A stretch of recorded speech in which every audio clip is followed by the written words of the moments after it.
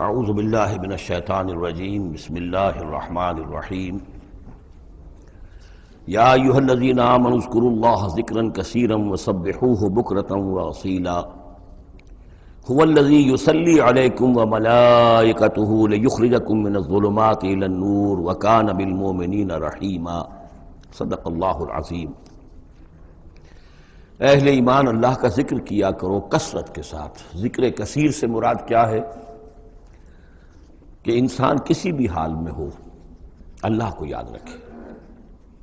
پنجابی میں ایک کہاوت ہے، ہتھ کارول دل یارول۔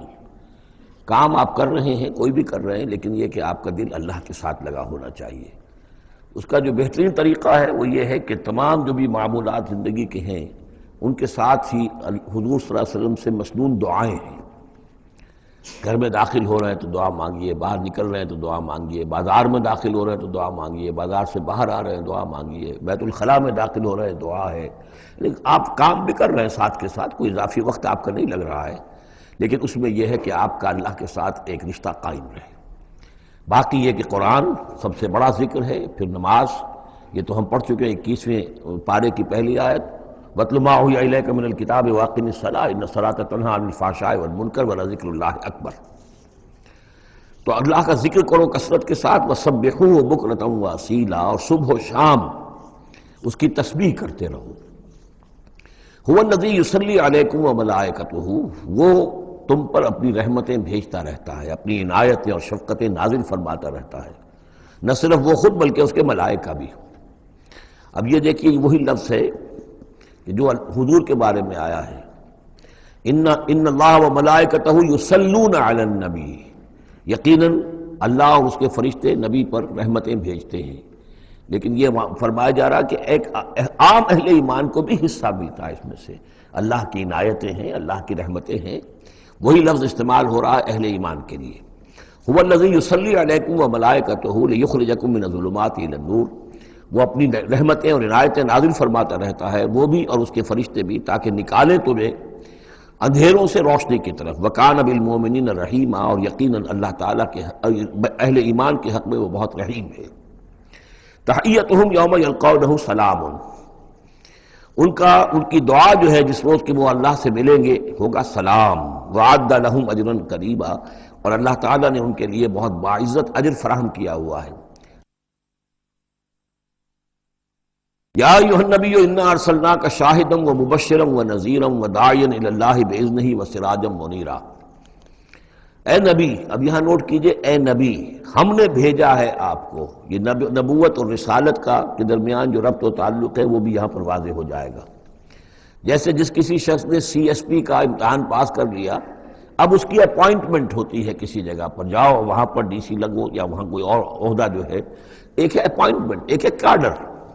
نبوت کاڈر ہے، اس کاڈر میں جو آ گئے ہیں، اب ان کو جن کو اللہ ان میں سے چاہتا ہے اپوائنٹ کرتا ہے کسی خاص قوم کی طرف، کسی خاص علاقے کی طرف، تو اس اپوائنٹمنٹ کے بعد وہ اب رسول ہے۔ یا ایھا النبی، اے نبی، اسی لیے کہا جاتا ہے کہ حضور کی نبوت کا ظہور جو ہوا ہے وہ پہلی وحی سے۔ وہ سورہ علق کی 5 آیتیں، اقرأ بسم ربک الذی خلق، خلق الانسان من علق، اقرأ وربک الاکرم الذی علم بالقلم، علم الانسان ما لم یعلم۔ اب ان 5 آیتوں میں کہیں تبلیغ کا حکم نہیں ہے، یہاں سے نبوت کا تو آغاز ہو گیا، لیکن یہ کہ رسالت کا آغاز ہوا ہے جب آپ کو تبلیغ کا حکم آیا، یا ایھا المدثر قم فانذر وربک فکبر۔ اب یہاں سے رسالت کا آغاز ہوا، تو نبوت اور رسالت کے اس فرق کو ذہن میں رکھیں۔ یا ایھا النبی، اے نبی، ہم نے بھیجا ہے آپ کو شاہداً گواہ بنا کر۔ اب اس پر ہم گفتگو کر چکے ہیں، لتکونوا شہداء علی الناس ویکون الرسول علیکم شہیدا، اور یہ یکون الرسول شہیدا علیکم وتکونوا شہداء علی الناس، سورہ بقرہ میں آیت آئی اور سورہ حج میں آ چکی ہے۔ اور مبشر اور نذیر، بشارت دینے والے، خبردار کرنے والے، یہ تو بہت مرتبہ آ چکا ہے، جمع کے صیغے میں، واحد کے صیغے میں۔ وداعیا الی اللہ باذنہ، اللہ کی طرف بلانے والے اس کے حکم سے۔ یعنی ایک داعی اور بھی ہوتا ہے جو اللہ کا کوئی بندہ ہے، کوئی صوفیاء میں سے ہے، کوئی اللہ کا نیک آدمی، وہ بھی لوگوں کو بلا رہا ہے اللہ کے راستے کی طرف، لیکن نبی رسول کا کام یہ ہو جاتا ہے کہ وہ اس پر مامور ہے کہ وہ بلائے۔ اس میں زمین و آسمان کا فرق ہے، کہ ایک ہے کہ حفظان صحت کے اصولوں پر تمام شہریوں کو جو ہے اس پہ خیال رکھنا چاہیے، عمل کرنا چاہیے، گلیوں میں گندگی نہ ہو، یہ نہ ہو، وہ نہ ہو، یہ تو گویا کہ اصول شہریت میں سے ہے۔ ایک محکمہ ہے جو قائم کیا گیا اسی کام کے لیے، وہ تو مامور ہیں، وہ تو تنخواہ اسی کی لیتے ہیں، لہذا وہ ہم وقت اسی کام کے اوپر لگے ہوئے ہیں۔ تو اسی طریقے سے دفاع وطن ہے، ویسے تو ہر شہری کا فرض ہے کہ اس کے لیے اپنے آپ کو ہر وقت تیار رکھے، لیکن ایک فوج آپ نے تیار کی ہوئی ہے جو اسی کام کے لیے۔ تو رسول تو گویا کہ وہ پھر داعی اللہ باذن ہی، اللہ کے حکم سے معمور من اللہ ہو کر پھر وہ جو ہے دعوت دیتا ہے۔ وسراجا منیرا، اور آپ کو ایک بہت روشن چراغ بنا دیا، چراغ ہدایت۔ وبشر المومنین بان لهم من اللہ فضل کبیرا، اور اہل ایمان کو آپ بشارت دے دیجئے کہ ان کے لیے اللہ کی طرف سے بہت بڑا فضل ہے۔ ولا تطع الکافرین والمنافقین ودع اذاہم، اور آپ ان کافروں اور منافقوں کی باتیں نہ مانیے، ان کی طرف دھیان بھی مت دیجیے۔ ودع اذاہم، اور وہ جو کچھ بھی اذیت آپ کو دینا چاہ رہے ہیں، تکلیف پہنچا رہے ہیں، کوفت پہنچا رہے ہیں، دفع کیجیے ان کی ایذاؤں کو۔ وتوکل علی اللہ، اللہ تعالیٰ پر توکل کیجیے۔ وکفیٰ باللہ وکیلا، اللہ کافی ہے آپ کے لیے سہارا، اور آپ کی مدد کرنے کے لیے اللہ کافی ہے۔ یہ کچھ نہیں بگاڑ سکیں گے، جو چاہیں سکینڈلز اٹھا لیں، جو چاہیں آپ کے خلاف سازشیں کر لیں، آپ کا بال بیکا نہیں کر سکیں گے۔ یا ایھا الذین آمنوا اذا نکحتم المؤمنات ثم طلقتموہن من قبل ان تمسوہن، اب ایک حکم یہاں پر طلاق کے ضمن میں بھی آ رہا ہے۔ پہلے آ چکا ہے کہ اگر نکاح ہو چکا ہے کسی سے اور کوئی مہر مقرر نہیں ہوا تھا، لیکن پھر بھی طلاق اگر دے دی ہے تو بہرحال اسے کچھ نہ کچھ مہر جو ہے وہ اس کو کچھ نہ کچھ دے دلا کے رخصت کرنا چاہیے۔ اور اگر ملاقات سے قبل نکاح دی ہے، طلاق دے دی ہے، مہر مقرر ہو چکا تھا تو آدھا مہر دینا ہوگا۔ اب یہاں مسئلہ آ رہا ہے عدت کا۔ یا ایھا الذین آمنوا، اہل ایمان، اذا نکحتم المؤمنات، جب تم مومن خواتین سے نکاح کرو، ثم طلقتموہن من قبل ان تمسوہن، پھر کوئی سبب ایسا ہو جائے کہ اس سے پہلے کہ تمہاری ان سے ملاقات ہو، تم انہیں چھو، انہیں تم طلاق دے دو، فما لکم علیہن من عدۃ تعتدونہا، تو پھر تمہارا کوئی حق نہیں ہے کہ وہ عورت جو ہے عدت کرے اور اس کو تم عدت پوری کرواؤ اس سے، اس لیے کہ تمہاری ملاقات ہی نہیں ہوئی، کوئی سوال ہی پیدا نہیں ہوتا کہ اس کے رحم میں کوئی بچہ جو ہے اللہ تعالیٰ نے اس کو تخلیق فرما دیا ہو۔ لہذا عدت تو اس لیے ہوتی ہے کہ یہ بات پوری طریقے سے واضح ہو جائے کہ اس معاملے میں سابق شوہر سے کسی کے اس کے وطن میں کوئی کسی کا حمل نہیں ہے۔ وَمَتِّعُوهُنَّ، تو انہیں کچھ دے دلا کر رخصت کرو، وَسَرِّحُوهُنَّ سَرَاحًا جَمِيلًا، اور اپنے ہاں سے رخصت کرنا ہو تو بڑی خوبصورتی کے ساتھ رخصت کرو۔ یا ایھا النبی انا احللنا لک ازواجک اللاتی آتیت اجورہن، اے نبی ہم نے آپ کے لیے حلال ٹھہرایا ہے آپ کی ان تمام ازواج مطہرات کو جنہیں آپ نے باقاعدہ مہر دیا ہے۔ وما ملکت یمینک، اسی طرح جو آپ کی ملک یمین ہے، بانیاں ہیں، لونڈیے ہیں، مما افاء اللہ علیک، جو اللہ تعالیٰ نے آپ کو فے کے طور پر دے دی ہوں۔ جیسے آپ کو معلوم ہے کہ یہ ماریہ قبطیہ جو آئی تھی رضی اللہ تعالیٰ عنہ، یہ بھی جو مقوقس تھا مصر کا، اس کا حکمران، اس نے ہدیے کے طور پر بھیجی تھی۔ وہ بنات امنے کا، وہ بنات اماتے کا، اسی طرح آپ کے لیے نکاح کرنا جائز ہے اپنی چچا کی بیٹیوں سے اور اپنی پھپھیوں کی بیٹیوں سے، وہ بنات خالے کا، اور اپنے ماموں کی بیٹیوں سے، وہ بنات خالات کا، اپنی خالاؤں کی بیٹیوں سے، اللاتی ہاجرن معک، جنہوں نے آپ کے ساتھ ہجرت کی ہے۔ وامرأۃ مومنۃ، اسی طرح ایک مومن عورت، وہ بھی آپ کے لیے حلال ہے کہ آپ اس سے نکاح کریں، ان وہبت نفسہا للنبی، اگر وہ ہبہ کر دیتی ہے اپنا نفس نبی کو، یعنی وہ مہر بھی نہیں مانگتی، وہ کہتی ہے کہ میں اپنے آپ کو ہبہ کر رہی ہوں۔ ان اراد النبی ان یستنکحھا، اگر نبی کا ارادہ ہو کہ وہ ان سے نکاح کرے، خالصۃ لک من دون المؤمنین، یہ جو ہے رعایت آپ کو دی گئی ہے تمام اہل ایمان سے علیحدہ رکھ کر، یعنی تمام اہل ایمان کے لیے زیادہ زیادہ 4 کی قید ہے، لیکن آپ کے لیے یہ سب جو آپ کے گھروں میں آباد ہیں یہ سب جائز ہیں، ان میں سے کسی کو بھی آپ طلاق نہیں دیں گے، اور 4 کی جو قید ہے وہ آپ پر نہیں ہے۔ قد علمنا ما فرضنا علیہم من ازواجہم، ہمیں خوب معلوم ہے کہ ہم نے عام مسلمانوں پر کیا کیا چیزیں ان کی بیویوں کے ضمن میں فرض کی ہیں، لازم کی ہیں، کہ ایک وقت میں 4 سے زیادہ کا نکاح نہیں ہو سکتا۔ وما ملکت ایمانہم، اسی طریقے سے جو ان کی لونیاں اور بانیاں ہیں ان کے بارے میں بھی ہم نے کیا کیا قواعد و ضوابط کا انہیں پابند کیا ہے، لکہ لا یکون علیک حرج، تاکہ آپ پر کوئی تنگی نہ ہو، وکان اللہ غفور الرحیم، اللہ غفور الرحیم ہے۔ اصل میں حضور کا جو تعدد ازدواج کا معاملہ، اس میں کئی مصلحتیں تھیں۔ ایک مسئلہ تو یہ بھی تھی، مثلا یہ کہ حضرت عائشہ صدیقہ رضی اللہ تعالیٰ عنہ سے نکاح کی تو مسئلہ سب سے بڑی یہ سامنے آتی ہے کہ ان کا وہ بیوہ ہو گئی ہیں جبکہ ابھی جوان تھی، وہ 18 برس کی عمر تھی جبکہ بیوہ ہو گئی ہیں، لیکن انہیں پھر طویل وقت ملا ہے، وہ معلمہ امت بن گئی ہیں۔ خواتین کے لیے تو وہی معلمہ ہیں، جو بھی زر و شوق کے تعلقات ہوتے ہیں اس میں خواتین آ کر مسئلہ پوچھتی تھی تو ام المومنین صدیقہ رضی اللہ تعالیٰ انہیں بتاتی تھی۔ تو طویل امت اس لیے کہ امت کے لیے تعلیم کا کوئی اور نظام تو نہیں تھا۔ اسی طرح عرب کا جو معاشرہ تھا قبائلی معاشرہ تھا، اس میں یہ ہوتا تھا کہ کوئی بڑی شخصیت جو ہے اس کے دوسرے جو قبائل ہیں ان کے سرداروں وغیرہ سے کوئی رشتہ داری اگر ہو جائے تو اس سے بھی ایک تقویت حاصل ہوتی تھی اس نظام کو۔ تو یہ مختلف اسباب سے حضور کے لیے خاص طور پر یہ رعایت جو ہے کی گئی ہے کہ جو عام مسلمانوں کے لیے نہیں ہے۔ وَكَانَ اللَّهُ غَفُورًا رَحِيمًا، یقینا اللہ غفور الرحیم ہے۔ ترجی من تشاء منہن وتؤوی الیہ من تشاء، اور پھر یہ بھی کہ آپ کر سکتے ہیں کہ ان میں سے جس کو چاہیں ذرا اپنے سے دور کر دیں اور جس کو چاہیں اپنے قریب لے آئیں۔ یعنی وہ مساوات بھی حضور پر لازم نہیں تھی، اگرچہ حضور نے کی ہے لیکن وہ مساوات حضور پر لازم نہیں تھی، اس لیے کہ آپ کو یہ اجازت دی گئی تھی کہ اگر اپنی ازواج مطہرات میں سے کسی کو ذرا فاصلے پر کر دیں، ذرا اس سے اپنا وقت وغیرہ دینا کم کر دیں تو کوئی حرج نہیں تھا، آپ پر کوئی اس کی ملامت نہیں تھی اللہ کی طرف سے۔ کسی کو زیادہ آپ اپنے پاس رکھیں یا زیادہ اس کے پاس ٹھہرے تو اس میں بھی کوئی پابندی آپ پر نہیں تھی۔ صاف اجازت دی گئی ہے ترجی من تشاء، جو دور ذرا کر دے اپنے سے جس کو چاہے، وتؤوی الیک من تشاء، اور جس کو چاہے اپنے پاس قریب کر لو، ومن ابتغیت ممن عزلت، اور جسے آپ نے کہیں ذرا سا اپنے سے پرے کر دیا ہو اگر انہیں دوبارہ قریب اپنے لانا چاہو فلا جناح علیک، تو اس میں بھی آپ پر کوئی حرج نہیں ہے۔ ذالک ادنیٰ ان تقر اعینہن، یہ زیادہ قریب تر ہے اس سے کہ ان کی آنکھیں بھی ٹھنڈی رہیں، ولا یحزن، اور وہ رنجیدہ نہ ہوں، یعنی ایسا نہ ہو کہ کسی اپنی زوجہ محترمہ سے آپ ذرا زیادہ دیر کے لیے جو ہے وہ دور رہیں، ایسا بھی نہیں ہونا چاہیے، ان کی بھی آنکھوں کی ٹھنڈک رہنی چاہیے۔ وَيَرْضَيْنَ بِمَا آتَيْتَهُنَّ كُلَّهُنَّ، اور تاکہ وہ سب کی سب راضی رہیں ان چیزوں سے جو آپ انہیں دیتے ہیں۔ حضور کا معاملہ یہ تھا کہ آپ نے کامل مساوات برتی ہے، ناپ تول کے ساتھ، نان نفقہ سب کا برابر، وقت اپنا سب کے ساتھ برابر، باریاں مقرر ہیں اور باریوں پہ ہی آپ سب شب باشی فرماتے تھے، آج ان کے پاس ہے، کل ان کے پاس ہے، پرسوں ان کے پاس ہے۔ ایک وقت آپ نے رکھا تھا جب مدینے میں آپ ہوتے تھے تو عصر اور مغرب کے درمیان چند منٹ کے لیے، 5-7 منٹ کے لیے آپ سب کے ہاں ہو آتے تھے تاکہ سب سے اس روز کی ملاقات ہو جائے۔ باقی یہ ہے کہ شام کو شب باشی، ظاہر بات ہے رات کو کی ایک کے ہاں ہوتی تھی، اور ہر چیز کے اندر جو ہے حضور نے صلی اللہ علیہ وسلم پوری مساوات کی ہے، اور اس پر بھی آپ کہتے تھے اللہم ھذا قسمی فیما املک، اے اللہ جو چیزیں میرے اختیار میں ہیں، جن میں ناپ تول ہو سکتا ہے اس میں تو میں نے برابر کی تقسیم کر دی ہے، فلا تلمنی فیما تملک ولا املک، تو اللہ مجھے اس پر ملامت نہ ہو کہ جو میرے اختیار میں نہیں بلکہ تیرے اختیار میں، یعنی میرا دلی رجحان اگر ان میں سے کسی ایک طرف زیادہ ہے تو ظاہر بات ہے انسان کو اس کے اوپر اختیار نہیں ہے، اور یہ سورہ نساء میں آ بھی چکا ہے کہ یہ معاملہ تو تم چاہو بھی تو اس میں تمہارے لیے ممکن ہی نہیں ہے کہ اس قلبی رجحان کو بھی برابر تقسیم کر سکو، یہ تمہارے اختیار میں نہیں ہے، تو ظاہر بات ہے اس کے اوپر اللہ تعالیٰ کی طرف سے بات کچھ بھی نہیں ہے۔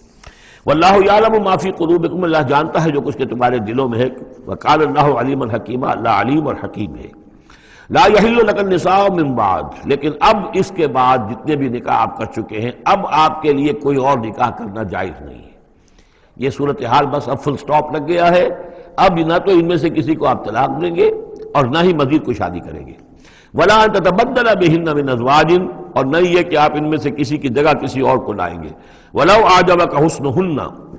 خواہ آپ کو وہ بہت پسند بھی آئی ہو، اگر کسی خاتون کی طرف آپ کی رغبت ہو بھی گئی ہو بربنائے طبع بشری، تو اب آپ کو مزید نکاح کی اجازت نہیں ہے۔ دیکھیے قرآن مجید صاف صاف بات کرتا ہے، خود حضور نے صاف بات کی ہے، مجھے تمہاری اس دنیا سے دو ہی چیزیں پسند ہیں یا شاید تین چیزیں پسند ہیں، ایک تو یہ کہ خوشبو پسند ہے، ایک عورتیں مجھے پسند، تو جو آپ نے اس میں قطعاً کوئی آپ نے جھجک نہیں رکھی کہ جو باتیں ہیں، جو بھی فطرت ہے انسان کی اور جو بھی اللہ تعالیٰ نے بنائی ہے اس کے مطابق، تو آپ نے فرمایا کہ مجھے تو دلچسپی ہے، کوئی شک نہیں۔ وَلَوْ أَعْجَبَكَ حُسْنُهُنَّ، اگرچہ کوئی آپ کو زیادہ ہی پسند آ جائے لیکن یہ کہ اب آپ کو اجازت نہیں ہے نکاح کی، إِلَّا مَا مَلَكَتْ يَمِينُكَ، سوائے اس کے کہ جو آپ کی باندی ہو، کوئی لوڈی ہو، کسی جنگ میں اگر وہ معاملہ ہو جاتا ہے تو اس کا معاملہ علیحدہ ہے، یہ نکاح کا معاملہ ہے۔ حضور کے ہاں دو لونڈیاں ہیں، ماریہ قبطیہ اور ایک حضرت ریحانہ رضی اللہ تعالیٰ عنہما۔ وَكَانَ اللَّهُ عَلَىٰ كُلِّ شَيْءٍ رَقِيبًا، اللہ تعالیٰ ہر چیز پر نگران ہے، ہر چیز کا پہرا دے رہا ہے۔ یا ایھا الذین آمنوا لا تدخلوا بیوت النبی الا ان یؤذن لکم، اب دیکھیے جو ہم سورہ نور میں پڑھ آئے ہیں کہ اے مسلمانوں تم کسی گھر کے اندر داخل نہ ہو جب تک کہ تمہیں حتیٰ تستانسوا ویؤذن لکم، اور اجازت نہ تمہیں مل جائے اور تم ان سے جو ہے پہلے بات چیت کرو، اذن لے کر داخل ہو۔ یہ سورہ نور میں آیت نمبر 27 اور 28، حتیٰ تستانسوا، اور 28 میں آیا یؤذن لکم۔ لیکن یہ اس سے پہلے حکم آ رہا ہے، یہ حکم بھی سب سے پہلے نبی کے گھر کے بارے میں آیا، جیسا کہ میں بتا چکا ہوں، یہ سن 5 کا نزول ہے، وہ سن 6 کا نزول ہے، پھر اس کو ایکسٹینڈ کیا ہے تمام مسلمانوں پر۔ یا ایھا الذین آمنوا، اہل ایمان مت داخل ہو جایا کرو نبی کے گھروں میں، الا ان یؤذن لکم، الا یہ کہ تمہیں اجازت دی جائے، الی طعام غیر ناظرین اناہ، کھانے کے لیے اگر تمہیں بلایا جائے تو ایسا نہ ہو کہ پہلے ہی جا کے دھرنا مار کر بیٹھ جاؤ کہ کھانا تیار ہو رہا ہے تو بیٹھے ہوئے وہاں۔ ولیکن اذا دعیتم فادخلوا، جب تمہیں بلایا جائے تب داخل ہو، فاذا طعمتم فانتشروا، جب کھانا کھا لو تو پھر وہاں سے منتشر ہو جاؤ، چلے جاؤ۔ ولا مستانسین لحدیث، اور وہاں بیٹھ نہ رہو وہ ڈیرا جما کر کہ اب حضور کی باتیں سنیں گے، کچھ گفتگو ہوگی تو بیٹھے رہیں۔ ان ذالکم کان یؤذی النبی، یہ چیز نبی کے لیے ایذا کی باعث تھی، انہیں تکلیف پہنچا رہی تھی۔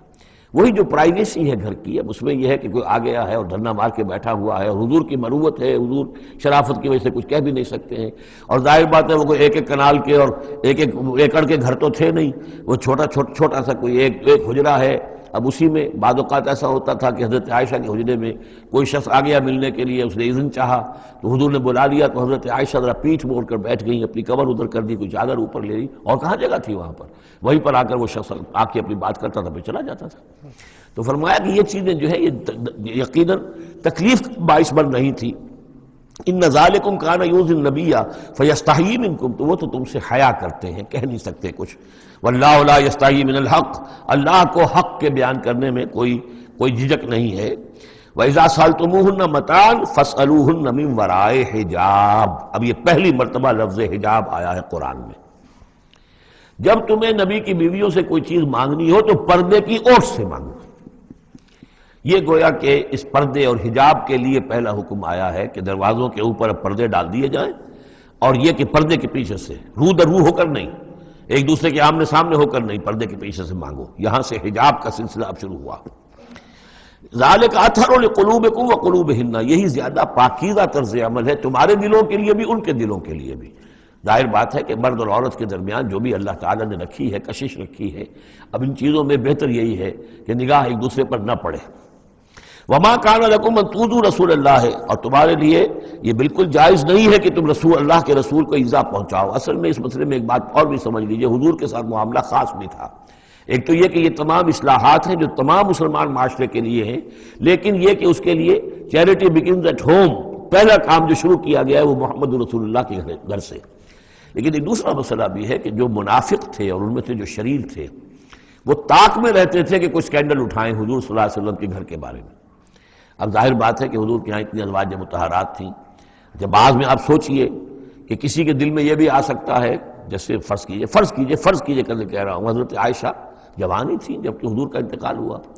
تو کسی طرف سے ایسی بات بھی آ سکتی تھی کہ ٹھیک ہے آپ اب تو اس وقت تو حضور کے گھر میں آپ آباد ہیں، لیکن یہ ہے کہ بہرحال اب حضور کو کا انتقال ہونا ہے، پھر میں آپ سے شادی کر لوں گا، کوئی ایسا پیغام دے کر، تاکہ یہ کہ نقب لگانے کا ایک موقع مل جائے، گھر کے اندر محمد کے گھر میں نقب لگائے۔ اس اعتبار سے خاص طور پر ضرورت تھی کہ اس معاملے میں حضور کے گھر والوں کا معاملہ جو ہے اس کے اندر وہ احتیاطی اقدامات کیے جائیں۔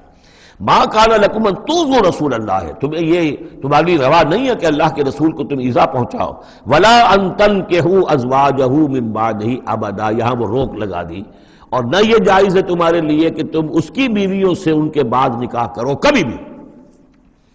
یہ بین، کیونکہ ویسے بھی وہ ازواجہ امہاتہم، اس کی جو بیویاں ہیں حضور کی، وہ تو تمہاری اہل ایمان کی مائیں ہیں، وہ ایک درجہ وہ بھی آ گیا۔ اب خاص صراحت کے ساتھ بھی کہہ دیا ولا ان تنکحوا ازواجہ من بعدہ ابدا، حضور کی ازواج کے لیے چونکہ اس کا کوئی امکان نہیں تھا، اسی لیے حضور کسی کو طلاق نہیں دے سکتے تھے۔ طلاق دیں تو ظاہر بات ہے وہ کسی اور سے تو نکاح کر نہیں سکتی، یہی وجہ ہے کہ تعدد ازدواج کا معاملہ حضور کے لیے زیادہ ایکسٹینڈ کر دیا گیا۔ ان ذالکم کان عند اللہ عظیما، اور یہ چیز اللہ کے نزدیک بہت بڑی ہے۔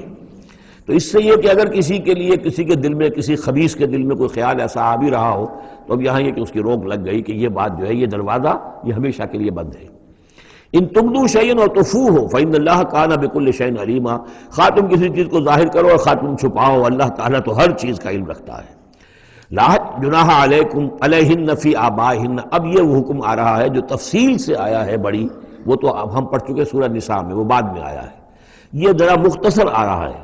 کہ گھر میں داخلے سے جن کو روک دیا گیا ہے کہ وہ گھر سے باہر کھڑے ہو کر مانگنے جو کچھ مانگنا ہے، گھر میں داخل نہیں ہو سکتے، اب اس میں استثناء کون کون ہے، کون گھر میں جا سکتا ہے، اندر جا سکتا ہے، زنانے میں کون جا سکتا ہے؟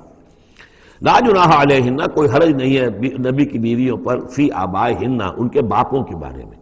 حضرت عمر آئیں حضرت حفصہ کے گھر میں کوئی رکاوٹ نہیں، حضرت ابو بکر آئیں حضرت عائشہ کے گھر میں کوئی رکاوٹ نہیں، ولا ابنائہن، نہ ان کے بیٹوں کے بارے میں، ولا اخوانہن، نہ ان کے بھائیوں کے بارے میں، ولا ابناء اخوانہن، نہ ان کے بھائیوں کے بیٹے یعنی بھتیجوں کا، ولا ابناء اخواتہن، اور نہ ان کی بہنوں کے بیٹے یعنی بھانجوں کا، ولا نسائہن، اور نہ ہی ان کی اپنی جان پہچان والی عورتوں کا، ولا ما ملکت ایمانکم، اور جو غلام یا جو لونیاں ہیں، اور اکثر و بیشتر ہاں اہل سنت کے نزدیک یہاں سے لونیاں مراد ہیں، ان کے بارے میں ٹھیک ہے وہ گھر میں داخل ہوں۔ گویا کہ یہ جو تفصیلی آیت آئی ہے سورہ نساء میں، اس کا یہ نیوکلیس جو ہے جو شروع میں، وہ یہ ہے جو سورہ احزاب کے اندر، یہ مختصر ہے، مزید اس میں پوری فہرست کر کے اس کو مکمل کر دیا ہے کہ یہ ہے محرم، اور جو محرم ہے وہ محرمات ابدیہ ہیں، ان سے کبھی بھی کسی بھی حالت میں نکاح ہو ہی نہیں سکتا اس عورت کا۔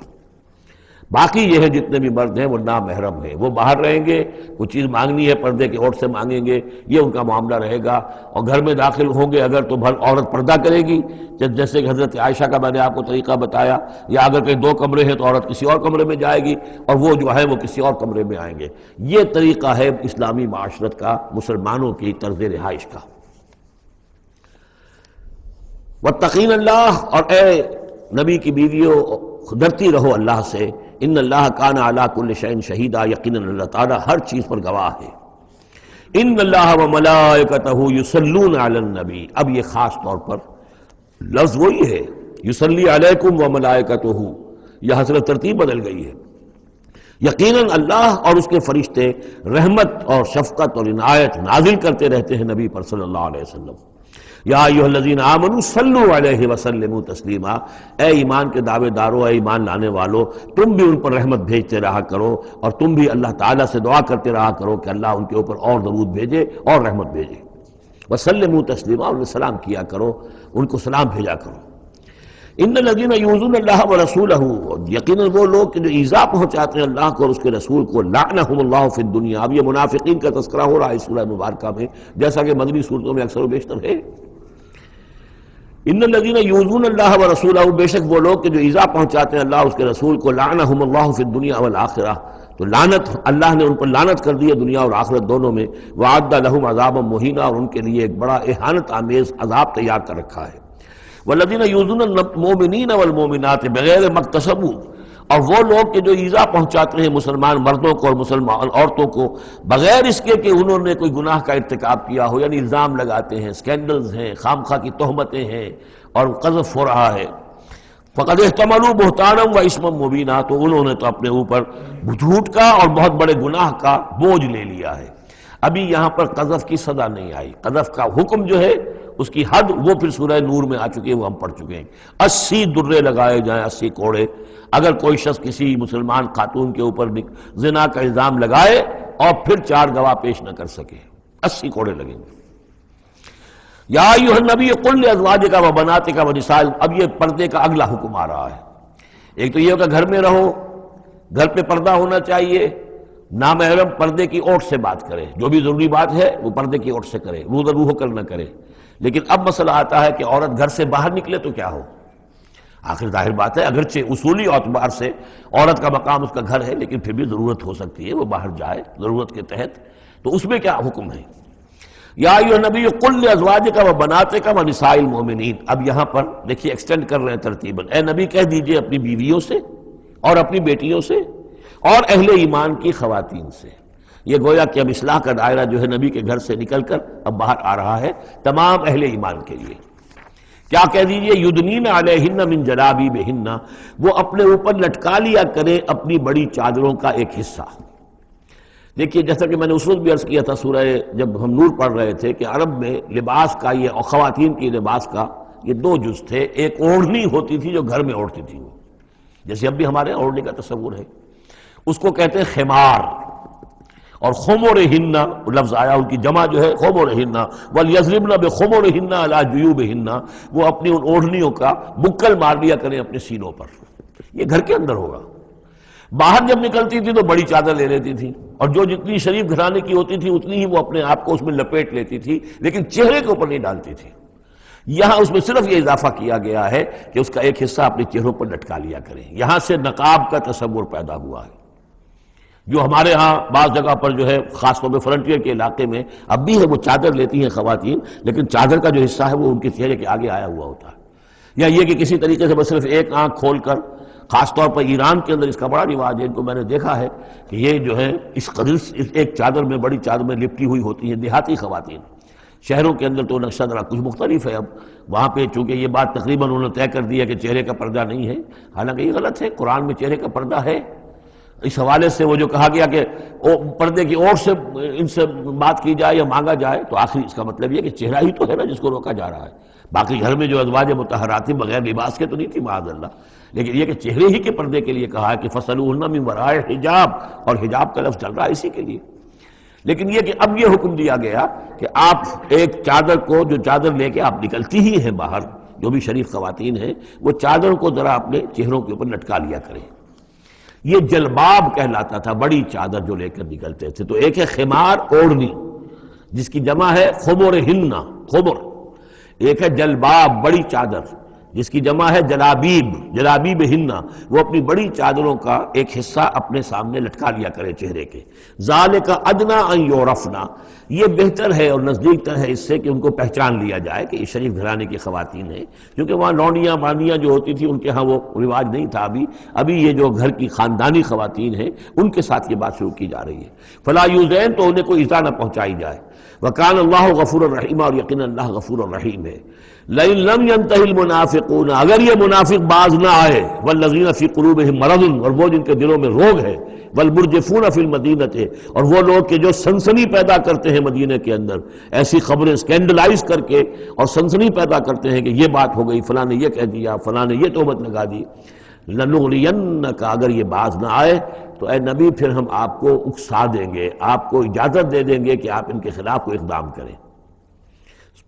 لنغرینک بہم، ہم ان کے اوپر حملہ کرنے کی اور ان کو سزا دینے کے لیے آپ کو کھلی چھوٹ دے دیں گے. ثم لا یجاورونک فیہا الا قلیلا، پھر یہ شہر مدینہ کے اندر آپ کے پڑوسی بن کر نہیں رہ سکیں گے مگر یہ تھوڑا سا وقت جو یہ گزار رہے ہیں. ملعونین،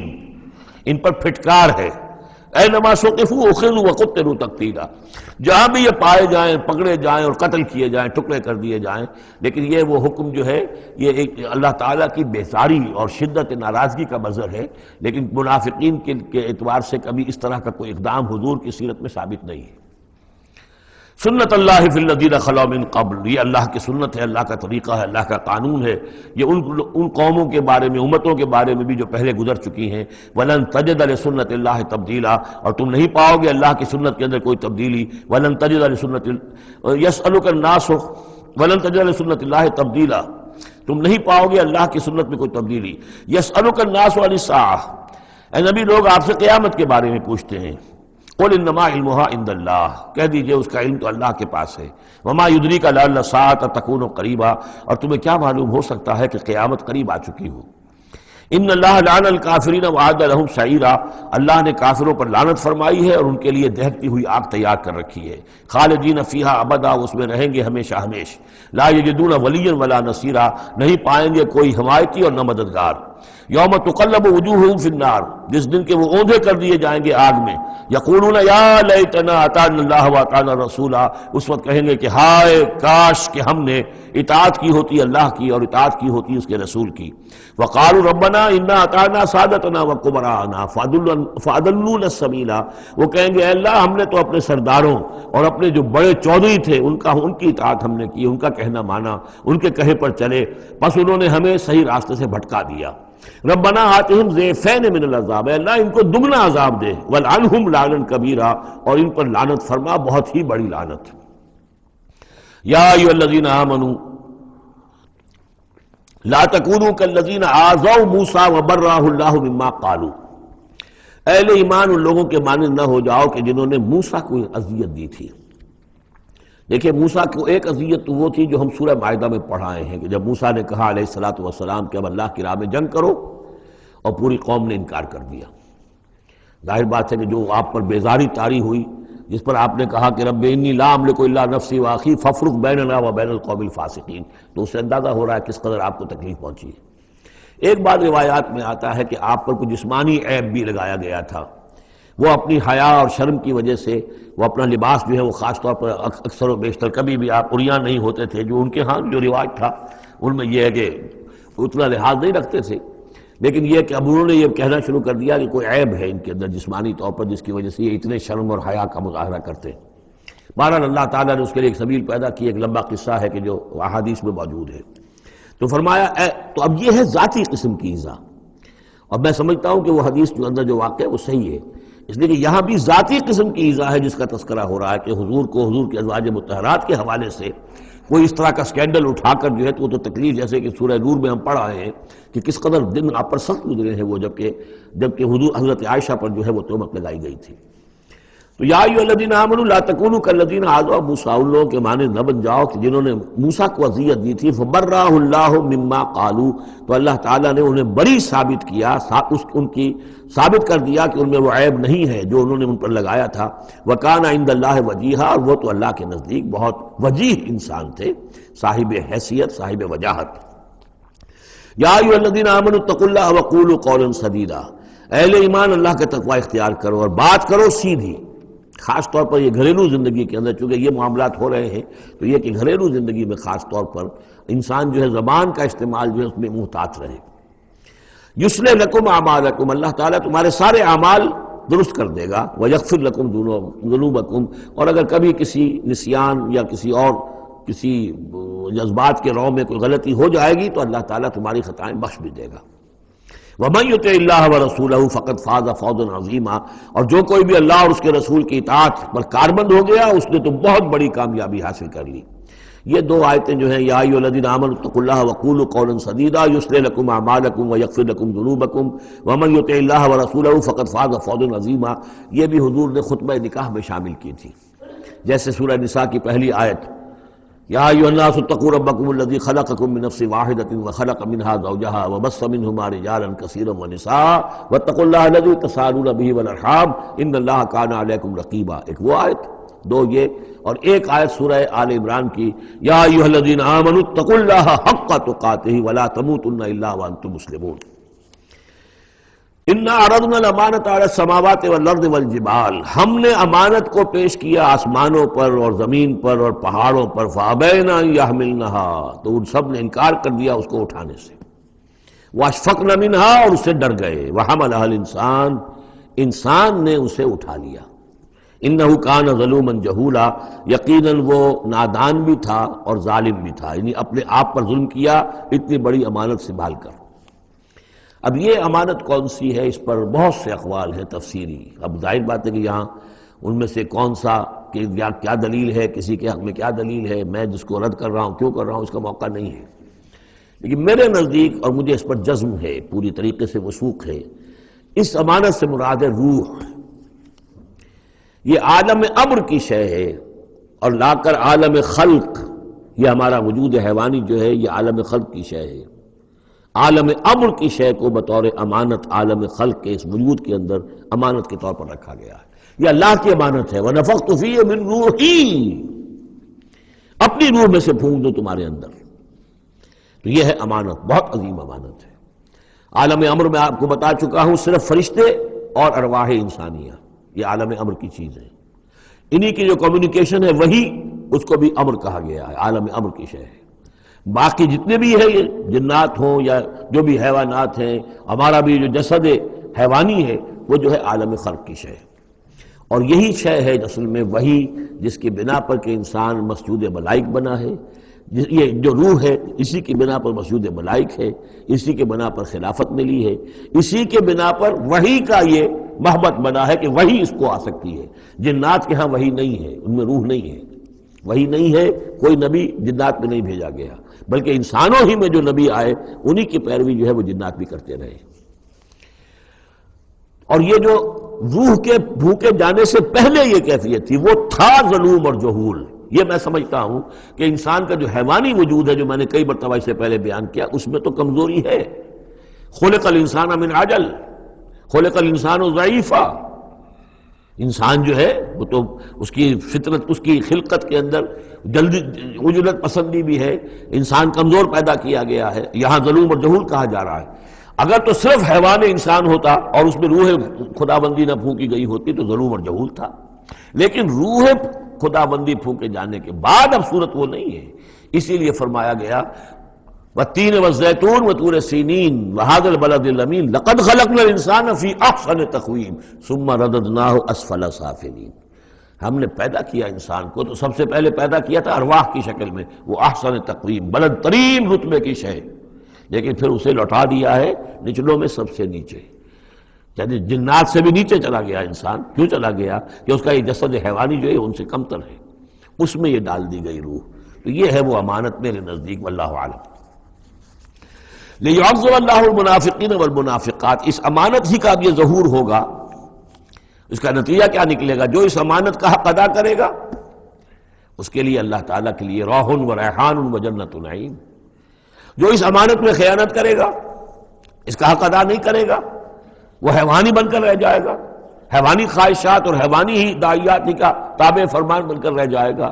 اس نے گویا کہ خیانت کی اس امانت میں، اس کے لیے لِيُعَذِّبَ اللَّهُ الْمُنَافِقِينَ وَالْمُنَافِقَاتِ وَالْمُشْرِكِينَ وَالْمُشْرِكَاتِ، تاکہ نتیجہ یہ نکلے کہ اللہ عذاب دے منافق مردوں کو، منافق عورتوں کو، اور مشرک مردوں کو اور مشرک عورتوں کو۔ وَيَتُوبَ اللَّهُ عَلَى الْمُؤْمِنِينَ وَالْمُؤْمِنَاتِ، اور اللہ تعالیٰ عنایت فرمائے اور معاف کرے اور توبہ قبول کرے اور توبہ کی توفیق دے اہل ایمان مردوں کو بھی، اہل ایمان عورتوں کو بھی۔ وَكَانَ اللَّهُ غَفُورًا رَحِيمًا، یقیناً اللہ تعالیٰ غفور اور رحیم ہے۔ یہ جو چوتھا گروپ تھا مکی اور مدنی صورتوں کا وہ یہاں ختم ہوا، 8 مکیات اور 1 مدنی صورت۔ اب 5واں گروپ شروع ہو رہا ہے،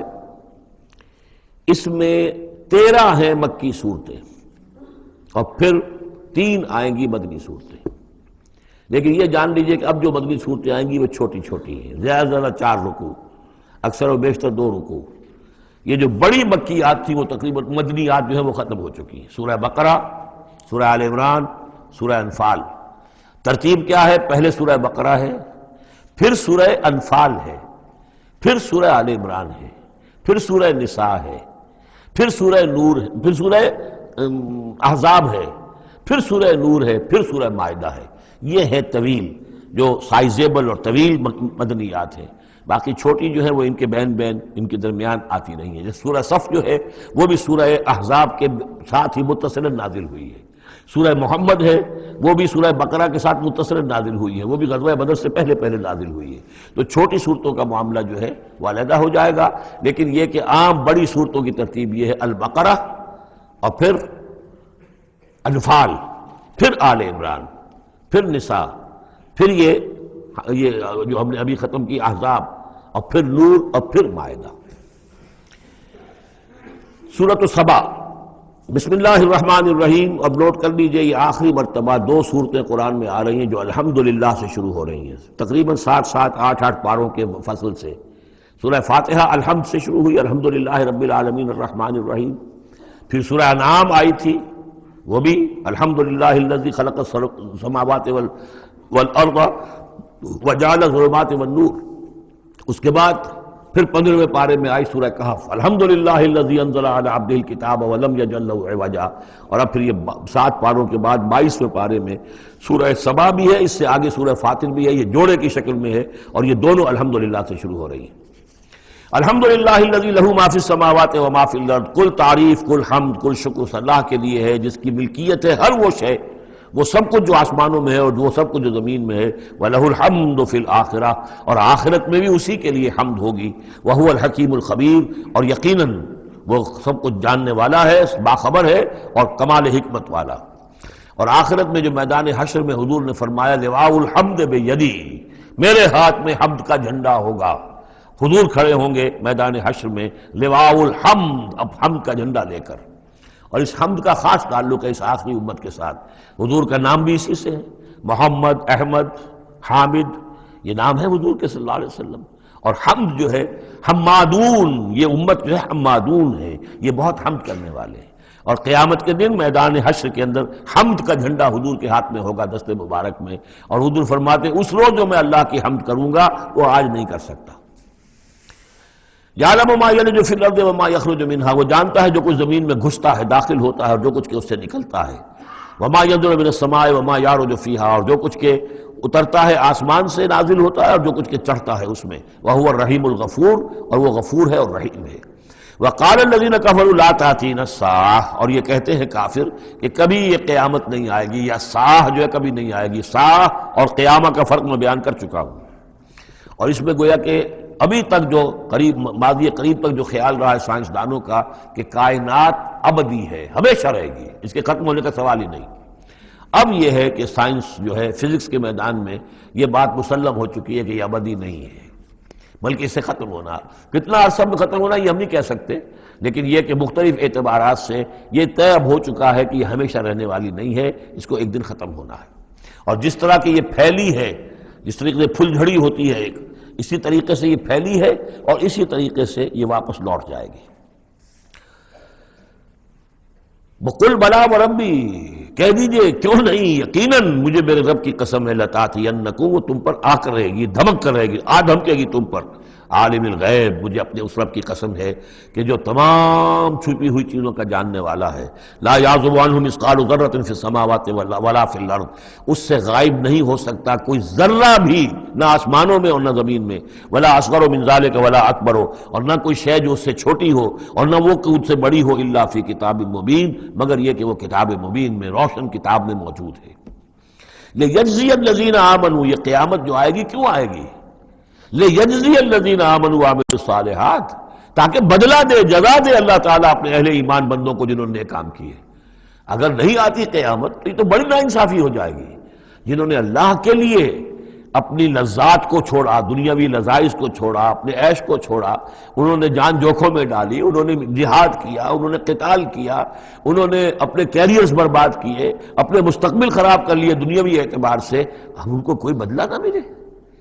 کہیں ان کا اعزاز و اکرام نہ ہو، کہیں ان کو جو ہے خلعتیں نہ ملے،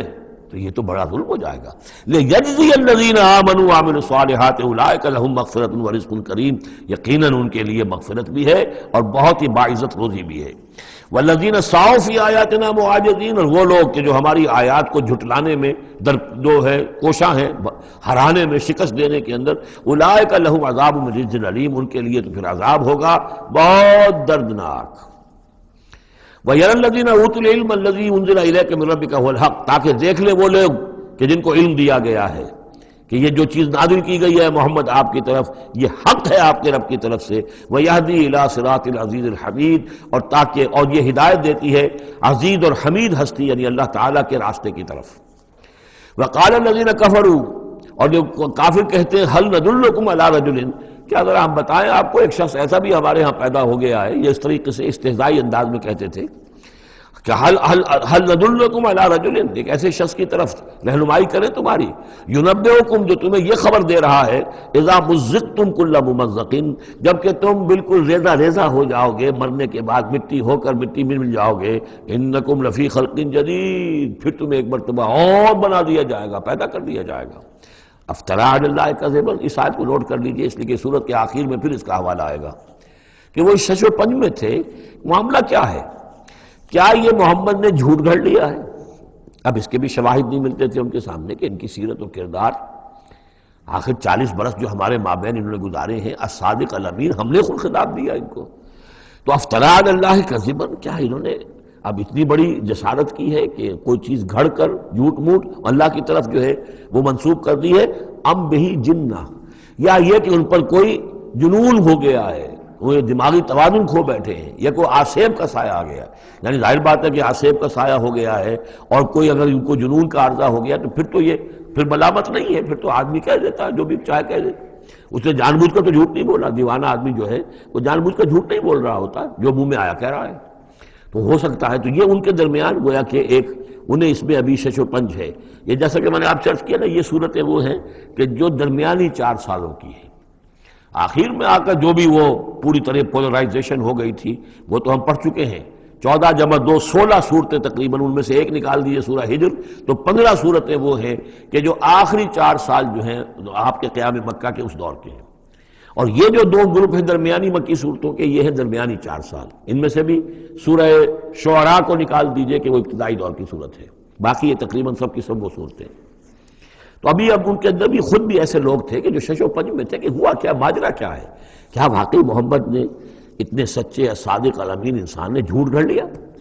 یہ بات بھی کوئی سمجھ میں نہیں آتی، اور کیا ان کو اوپر کوئی دیوانہ پن طاری ہو گیا ہے، کوئی جنون کا عرصہ ہو گیا، یہ اس کے بھی شواہد نظر نہیں آ رہے۔ بل الذین لا یؤمنون بالآخرۃ فی العذاب بل الذین لا یؤمنون بالآخرۃ فی العذاب، بلکہ یہ وہ لوگ کہ جو آخرت پر یقین نہیں رکھتے وہ عذاب میں آئے ہوئے ہیں، ان کی جان اس ضیق میں پھنس گئی ہے، وہ دلال ہے، اور وہ اس میں یعنی گمراہی کے اندر پڑ گئے ہیں بڑی دور کی، اور ان کی سمجھ میں جو بات آ نہیں رہی ہے، اگر آخرت کا انہیں یقین ہوتا تو یہ بات ان کو سمجھ میں آ جاتی۔ افلم یروا الی ما بین ایدیہم وما خلفہم، تو کیا انہوں نے دیکھا نہیں جو کچھ ان کے سامنے ہے اور جو کچھ ان کے پیچھے ہے، من السماء والارض، آسمانوں اور زمین میں سے۔ سامنے کیا ہے؟ آپ کائنات کو دیکھتے ہیں، یہ سب آپ کے سامنے ہے۔ پیچھے کیا ہے؟ تاریخی شواہد جو ہیں وہ آپ کے پیچھے ہیں۔ تو یہ جو ایام اللہ کے ذریعے سے تذکیر ہوتی ہے یہ ہے پیچھے، اور جو آلاء اللہ سے جو تذکیر ہوتی ہے یہ ہے سامنے کی شے۔ تو انہوں نے کیا دیکھا نہیں؟ ان نشاء نخسف بہم الارض، اگر ہم چاہیں تو ان کو زمین میں دھسا دیں، اور نسقط علیہم کسفا من السماء، اور اگر ہم چاہیں تو ان پر آسمان کا کوئی ٹکڑا گرا دیں۔ ان فی ذلک لآیۃ لکل عبد منیب، یقیناً اس میں نشانی ہے ہر اس شخص کے لیے، ہر اس بندے کے لیے جو اللہ کی طرف رجوع کرے۔ وَلَقَدْ آتَيْنَا دَاوُودَ مِنَّا فَضْلًا، اور ہم نے داؤد کو، حضرت داؤد حضرت سلیمان دونوں کا ذکر آیا تھا اس سے پہلے سورہ نمل میں، لیکن وہاں حضرت داؤد کا ذکر بہت ہی مختصر پہلی آیت میں تھا، باقی سارا معاملہ پھر حضرت سلیمان کا تھا۔ لیکن یہاں اب حضرت داؤد علیہ السلام کی شخصیت کو زیادہ اور ان کا ایک واقعہ بیان کیا جا رہا ہے۔ وَلَقَدْ آتَيْنَا دَاوُودَ مِنَّا فَضْلًا، اور ہم نے داؤد کو اپنی طرف سے اپنے خاص خزانہ فضل سے بڑا فضل عطا کیا تھا۔ یا جبال اوبی معہ والطیر، اور ہم نے حکم دے دیا تھا پہاڑوں کو بھی اور پرندوں کو بھی کہ ان کے ساتھ آواز میں آواز ملا کر حمد کے ترانوں میں ان کے ساتھ شامل ہو جائیں۔ یہ تعویب کہتے ہیں ترجیح، لوٹانا۔ جیسے کہ کسی وقت کوئی گانا ہو رہا ہے تو گانے میں کوئی ایک بول ہوتا ہے جو بار بار آتا ہے، اور یہ کہ اس کو پھر بہت سے لوگ مل کر گاتے ہیں، کوئی ایک گانے والا ہے یا گانے والی ہے، عام گانا مین تو اس کا ہے، لیکن کوئی درمیان میں ایسی چیز آتی ہے کہ جس کو وہ سب کے سب مل کر آواز میں پھر اس کو دہراتے ہیں، یہ ہے تعویب۔ تو اللہ تعالیٰ نے حکم دے دیا تھا یا جبال ہو، اے پہاڑ، اور اوبی معاہو، اس کے ساتھ تم اپنی آواز ملاؤ اور اس کے ساتھ اس ترانہ حمد میں شریک ہو جاؤ، والطیر، اور اے پرندو تم بھی، وَعَلَنَّا لَهُ الْحَدِيدَ، اور ہم نے اس کے لیے نرم کر دیا لوہے کو، ان اعمل سابغات، کہ اے داؤد ہم نے تمہیں یہ کام سکھا دیا ہے، لوہا اب تمہارے لیے آسان کر دیا ہے، نرم کر دیا ہے، اب اس سے بناؤ زرہیں کشادہ، وقدر فی السرد، اور جو زرہ بنانے میں اب جوڑ بنانے پڑتے ہیں تو اس کے لیے یہ ہے کہ اس میں جوڑ کڑیاں ملاؤ بڑی حساب کے ساتھ، وقدر فی السرد وَعَمَلُوا صَالِحًا، اور نیک عمل کیا کرو، انی بما تعملون بصیر، یقیناً ہم جو کچھ تم کر رہے ہو اسے دیکھ رہے ہیں۔ وَلِسُلَيْمَانَ الرِّيحُ غُدُوُّهَا شَهْرٌ وَرَوَاحُهَا شَهْرٌ، اور ہم نے ریحا، وَلِسُلَيْمَانَ الرِّيحَ، اور ہم نے حکم دے دیا تھا ہوا کو اور مسخر کر دیا تھا سلیمان کے لیے کہ صبح کو وہ چلتی تھی تو 1 مہینے کی مسافت تک حضرت سلیمان کو لے جاتی تھی، یعنی عام حالات میں جو ان کا اس زمانے کے جو بھی ٹرانسپورٹ کے اور جو بھی مینز آف کمیونیکیشن تھے تو 1 مہینے میں جو مسافت طے ہو سکتی تھی وہ تیز ہوا جو حضرت سلیمان کے حکم سے چلتی تھی تو صبح کے وقت وہ صرف ایک صبح میں وہ اتنی دور تک سفر کرا دیتی تھی۔ وَرَوَاحُهَا شَهْرٌ، اور اسی طریقے سے شام کی منزل بھی 1 مہینے کی مسافت۔ وَأَصَلْنَا لَهُ عَيْنَ الْقِطْرِ، اور ہم نے اس کے لیے جاری کر دیا تھا ایک چشمہ پگھلے ہوئے تانبے کا۔ وَمِنَ الْجِنِّ، اور جنات میں سے ہم نے ان کے تابع کر دیے تھے، مسخر کر دیے تھے، مَن يَعْمَلُ بَيْنَ يَدَيْهِ، جو ان کے سامنے مشقت کرتے تھے، مزدوری کرتے تھے، ان سے کام لیتے تھے حضرت سلیمان بِإِذْنِ رَبِّهِ، اپنے رب کے اذن سے۔ وَمَن يَزِغْ مِنْهُمْ عَنْ أَمْرِنَا، اور جو کوئی بھی ان میں سے ہمارے حکم سے کوئی سرتابی کرتا تھا، ٹیڑھا ہوتا تھا، نُذِقْهُ مِنْ عَذَابِ السَّعِيرِ، ہم اس کو عذاب چکھاتے تھے، بہت جلا دینے والا عذاب۔ یعملون لہ، اور یہ شیاطین، یہ جن جو کیا کرتے تھے ان کے لیے، یعملون لہ ما یشاء، ہر عمل کرتے تھے اور وہ چیزیں بناتے تھے جو وہ چاہتے تھے، من محاریب، بڑی بڑی عمارتیں بناتے تھے، بتماثیل، بڑے بڑے مجسمے بناتے تھے۔ اب یہ تماثیل کا بنانا جو ہے شریعت محمدی میں حرام ہو چکا ہے، لیکن یہ کہ معلوم ہوتا ہے کہ اس وقت تک اس کے اندر حرمت نہیں تھی۔ بجفان، جفان کا جواب، اتنے بڑے بڑے کڑھائے ہوتے تھے لگن کہ جیسے کہ وہ تالاب ہیں، اور قدور الراسیات، اور اتنی بڑی دیگیں ہوتی تھی جو ہل نہیں سکتی کہیں، بس وہ مستقل طور پر چولہوں کے اوپر رکھ دی گئی تھی۔ اس قسم کی دیگ سنا ہے کہ اجمیر شریف میں ہے، وہاں جو شیخ معین الدین اجمیری رحمۃ اللہ علیہ کا جو مزار ہے، تو وہاں وہ دیگیں ہیں بہت بڑی بڑی، جن کے اندر جو ہے وہ تو پھر انسان اس کے اندر داخل ہو کر پھر وہاں سے بھر بھر کے وہ لوگوں کو دیتے ہیں، اس لیے کہ وہاں جو ہجوم ہوتا ہے تو اس کے لیے اتنا بندوبست وہاں کیا گیا ہے۔ تو ایک نشانی اگر کسی کو دیکھنی ہو تو وہاں جا کر دیکھ لے۔ لیکن حضرت سلیمان کے لیے یہ جنات کے ذریعے سے اللہ تعالیٰ نے یہ سارا کام فراہم کر دیا تھا۔ اعملوا آل داؤد شکرا، اے داؤد کے گھر والوں، کیونکہ حضرت داؤد کے بیٹے حضرت سلیمان، تو ان سے کہا جا رہا ہے عمل کرو اور احسان مان کر ہماری نعمتوں کا حق ادا کرتے ہوئے، وقلیل من عبادی الشکور، اور واقعہ یہ ہے کہ ہمارے بندوں میں سے، میرے بندوں میں سے شکر کرنے والے کم ہی ہیں۔ فلما قضینا علیہ الموت، جب ہم نے ان پر موت طاری کر دی، ما دلہم علی موتہ، تو ان جنات کو اس کی موت کی خبر نہ ہو سکی، نہیں مطلع کیا اس کی موت پر جنات کو، الا دابۃ الارض، مگر یہ جو گھن ہے دیمک، اس نے، زمین کا کیڑا، تاکل من سأتہ، کہ وہ کھا گیا اس کو، اس کی وہ جو عصا تھا جس کو لے کر کے ٹیک لگا کر حضرت داؤد کھڑے تھے، وہ جان قبض ہو چکی ہے، انتقال کر گئے، لیکن وہ کھڑے رہے وہاں پر، اور جب وہ عصا جو ہے وہ دیمک چٹ کر گئی اور وہ عصا گرا، ٹوٹا، اور پھر حضرت جو سلیمان کی جو کا جسد جو ہے وہ گرا، تو انہیں معلوم ہوا۔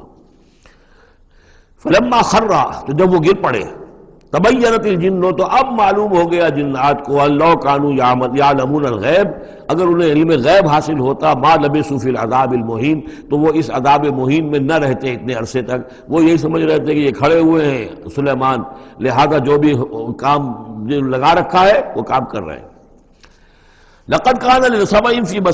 فی مسکنہم آیہ، اسی طرح قوم سبا کے لیے بھی ان کے مسکن میں، ان کے وطن میں ہماری ایک نشانی تھی۔ یہ قوم سبا یمن میں آباد تھی، اور ان کے ہاں یوں سمجھیے کہ 2 سلسلے باغات کے چلے گئے تھے سینکڑوں میل تک، اور بہت عمدہ باغات، پہاڑی علاقہ ہے، بہت بند بنائے تھے انہوں نے، اور یہ کہ یہ تقریباً 800 قبل مسیح کے زمانے میں یہ بند بنائے گئے ہیں، حضرت مسیح سے 800 برس قبل، اور ایک بہت بڑا بند تھا سد معارم۔ لیکن یہ کہ پھر اس قوم کے اندر ناشکری پیدا ہوئی، پھر جو بھی ہوتا ہے زوال اخلاقی اور دینی مذہبی جو آیا، اس کے نتیجے میں اللہ تعالیٰ نے اسی بند کا جو ہے ان کے اوپر سیلاب، جیسے خدا نہ خواستہ آج بھی کوئی بڑا ڈیم جو ہے اگر ٹوٹ جائے تو کیا ہوگا، کیا قیامت آئے گی، کس تیزی کے ساتھ پانی آئے گا، اور کتنی اونچی پانی کی دیوار جو ہے وہ آئے گی، اس طرح کا عذاب آیا اور بہت ہلاک کر دیے گئے۔ اور یہ کہ پھر اس کے بعد جو ہے وہ باغات نہ رہے، بلکہ وہاں پر بس صرف جیسے جنگلوں میں ہوتا ہے کچھ یہ پیلو اور وغیرہ چیزیں جو ہوتی ہیں، ڈیلے، یہ جھاڑیوں میں لگ جاتی ہیں کچھ چیزیں، اور میکسیمم یہ کہ کچھ بیر باقی رہ گئے، باقی ساری نعمتیں اللہ نے ان سے سلب کر لی، کیونکہ انہوں نے شکر نہیں کیا، انہوں نے ناشکری کی۔ حال ہی میں میرا ذہن اس آیہ مبارکہ کی طرف منتقل ہوا ہے پاکستان کی تاریخ کے حوالے سے، کہ جنتین، اللہ نے ہمیں بھی 2 باغ دیے تھے، ایک مشرقی پاکستان، ایک مغربی پاکستان،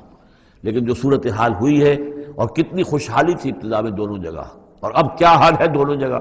تو اس کے اندازہ کر لیجئے ایک ہلکے درجے میں وہی ہے کہ فیہ ذکرکم، ہمارا ذکر جو ہے وہ کہیں نہ کہیں موجود ہے، بشرطے کہ ہم قرآن کو پڑھتے ہوئے اس کے بین السطور بھی پڑھنے کی کوشش کریں۔ لقد کان لسبع فی مسکنہم آیہ، قوم سبا کے لیے ان کے مسکن میں، ان کے ملک میں ایک آیت، ایک نشانی تھی ہماری، جنتان عن یمین و شمال، 2 باغات کے سلسلے تھے داہنے اور بائیں طرف، کلوا من رزق ربکم، کھاؤ اپنے رب کے رزق میں سے، واشکروا لہ، اور اس کا شکر ادا کرو، بلدۃ طیبۃ، تمہاری یہ بستیاں بہت پاکیزہ ہیں، ورب غفور، اور تمہارا رب جو ہے بہت ہی بخشنے والا ہے۔